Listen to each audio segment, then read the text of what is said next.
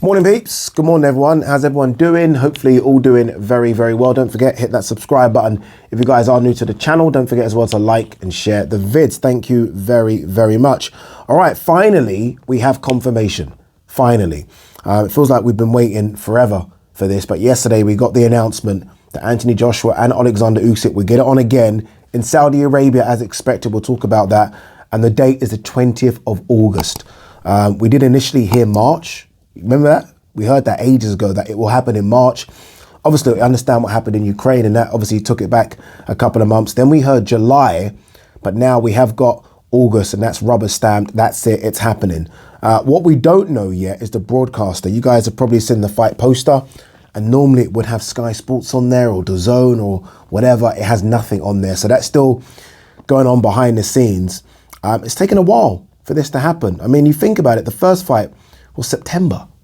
And we knew Anthony Joshua wanted the rematch immediately. I mean, Eddie Hearn said it in the post-fight press conference.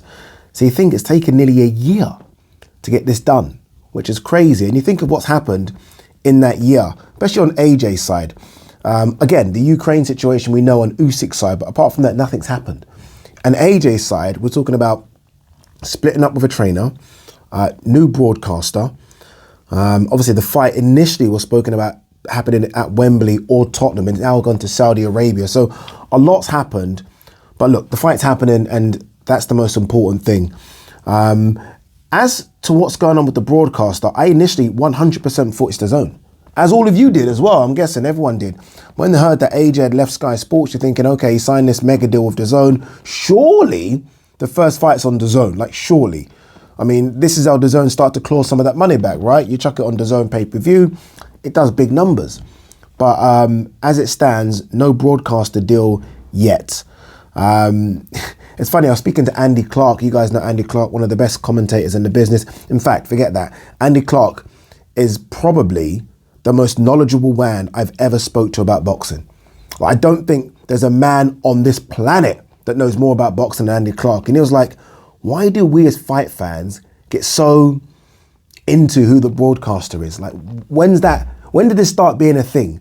And not just broadcaster, but when did it start to be a thing about caring who was A side, B side, how much money fighters got? It's weird how we now as fans, for some reason, are fully invested in things that don't really matter. So as much as from a selfish point of view, I want it to be on DAZN, which means obviously I'll be there working. I don't really care who the broadcaster is. I don't care. Like, I'm a big football fan. Like in Liverpool playing Man City, I don't think, oh, is it on Sky or BT? I don't give a fuck where it's on, just play. And that's the thing with this. I don't really care. Again, from a selfish point of view, I want it on DAZN. Of course I do. But even if it's on Sky, I'm still there. Like, let's not forget, I was out there for AJ versus Ruiz. I was just out there myself for it, watching it. So I will be there for this one, regardless of who's showing it. But it does seem pretty strange for it not to be on DAZN. But again, there's still a lot going on behind the scenes. A lot going on behind the scenes. With it being in Saudi Arabia, I know a lot of people are upset about that. Fully understand. I thought it was fantastic at Tottenham. It really was, in terms of an atmosphere, and obviously the Tottenham Stadium is one of the best stadiums in the world, and trust me, I've been to quite a few. It was good, but look, Saudi Arabia right now are just blowing people out the water when it comes to money. I don't know if you guys are golf fans, but there's this live tournament where a lot of the golfers are jumping ship from the PGA and the European Tour and going to this live tournament because the Saudi Arabians are paying hundreds of millions to get them. So money talks in this game, and you know, this is boxing. The fighters want to try and make as much as they can. Look, they would have made millions in Wembley or Tottenham or in America, but obviously you're going from making millions to potentially, you know, timesing that by 4 or 5 in Saudi Arabia. So I understand the frustration with it, because I think the crowd, the noise that the UK fight fans make is like none other. Honestly, it's like none other. And having watched a fight, AJ Ruiz in Saudi Arabia, it's a different atmosphere. It's strange, it's different.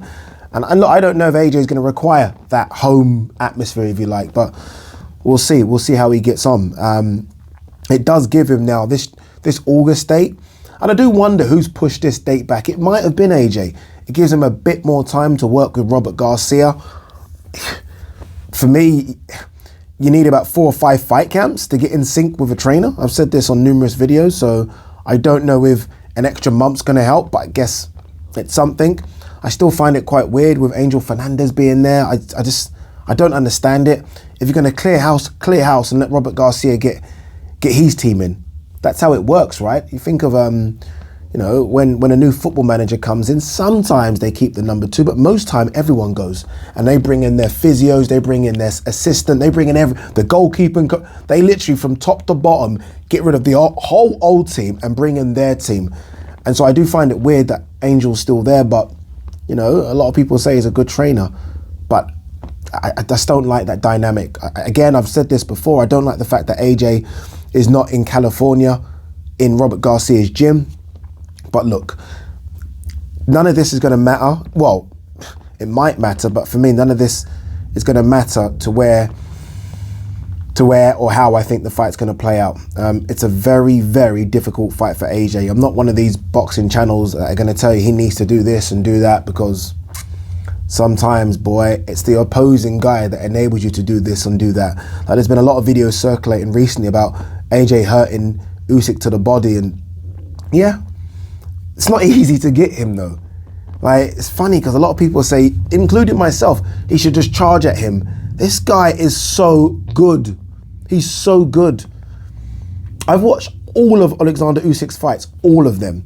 I've watched a lot of his amateur stuff as well.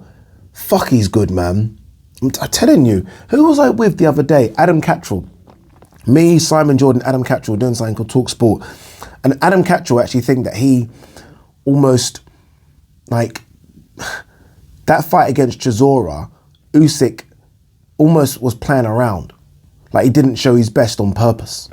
Now, I don't know if I believe that or not, but having seen the way he runs through his gears, mate, like, there's a few boxers out there that I think have tool bags. You guys know what I mean. You know what I'm talking about when I say tool bags, right?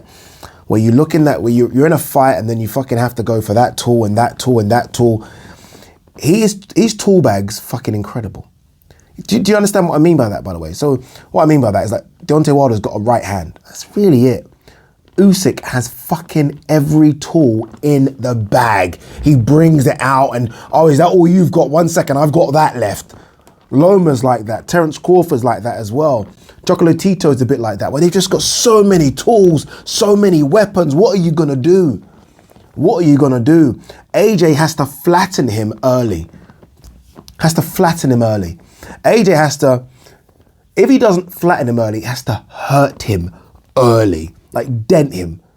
If not, then it's going to be a very, very difficult night. This isn't Andy Ruiz that won a fight and then started going off the rails and fucking buying Lambo Jeeps and, you know, chilling and living the life. And I don't blame him for doing that. I would do that, trust me. This isn't that. This is a guy that's mentally really strong. He's ready. He's ready for AJ. I just hope that AJ is ready for him. I really do, man. This is a big ask.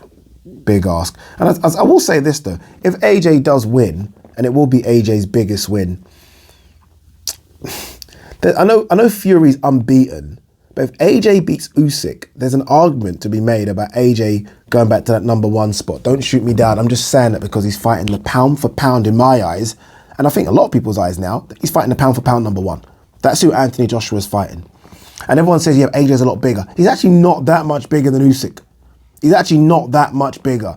This is not Fury fighting Usyk where there's a 3 stone difference. It's not that much bigger. Boy, oh boy. I can't wait for it. I wonder what's going to be on the undercard as well. This is one of those where I don't necessarily care about the undercard too much. I mean, look, I want it to be a great undercard. What was the undercard in Saudi? So yeah, Dillian White was on there against Marco Huck. What else was it? Hergovic versus Molina. Decent undercard. Let's see what they do with this one. Let's see. There has been some talk, and I don't know if this is even allowed or true, bear in mind where the fight's taken place, of a female fight. That, you know, I've been hearing whispers of an Ebony Bridges versus Chantel Cameron. Surely not. Surely not. Sorry, Shannon Courtney, apologies. Surely not. I don't know. I doubt that's going to be allowed. Doubt that's going to be allowed. All right, anything else to quickly talk about? Jojo is confident that he would do a job on Usyk Joshua winner. No, you wouldn't. Nothing else to talk about that. Jarrell Miller, this is very weird, to fight Thursday. Jarrell Miller's fighting Thursday in Argentina. He's making his comeback to the ring. And like the fight card is about the WBA's KO to Drugs Festival. So he's fighting on the WBA's Knockout to Drugs Festival. They've got Jarrell Miller. Who puts this together and thinks that's a great idea? Like surely there's someone that's like, you know what, maybe not having someone that's taken every single drug available to them is a good idea. Maybe not having someone that's cheated and failed multiple times. Remember back in the day in kickboxing as well. Maybe that's not a good idea. No, put him on there because we need a name on there. Joke. Josh Taylor, Catchall has been mouthing off and moaning. I just want to shut his mouth. Josh Taylor has now said that he's standing 140 pounds. And the reason he's standing there is because he wants to fight Jack Catchall. Let's see when and where that fight will take place. A quick one, we'll end on this one because this is a very, very quick video. That video I did the other day about Beterbiev versus Anthony Yarde, a lot of people understand my point, some people didn't. That's fair. I think that's good. We want debate and discussion. I'm not saying that, you know, someone like Anthony Yarde, if given the opportunity, shouldn't take a world title shot. Look, take your world title shot, man, if you think you're ready. Right? I'm not trying to say to the point where you be ready where, you know, you genuinely think I am the best in the world. Just do you watch that and think I'm ready for that? Like, do you watch him on, like Anthony Yarde said, Beterbiev's slow. He's not slow. It's not slow at all. He's not slow. He's very methodical. He doesn't rush his work. You know, is he as fast and, you know, is it as pretty, his combinations? No. But this motherfucker punches through you. Through you. And what I mean by that, you guys know what I mean. So if that's the target, yeah, it's not, if that's the target, can you see my hand? Beterbiev doesn't just do that. That's the target. He doesn't just do that. So you can see my arms full outstretched. He's here. So this mother, like, he's punching through you. Nah. Buatsi versus Yarde. Let Beterbiev face Bivol. Winners maybe get it on. And if, you know, the thing is, if Anthony Yarde were to fight Buatsi and do a job on Buatsi, and that's no easy task, by the way, that's a 50-50 scrap. But if he were to, like, drop and damage Buatsi, then, I mean, we're all excited. We're buzzing for it. We're like, put him in with Beterbiev. Like, you know what I mean? But right now, it's so difficult, him having not fought for, by the time the fight rolls around, nearly a year, and he's coming off a win over Lyndon Arthur, who, again, this isn't disrespecting these fighters, but I understand the levels in boxing. You're jumping from that to Beterbiev, yeah?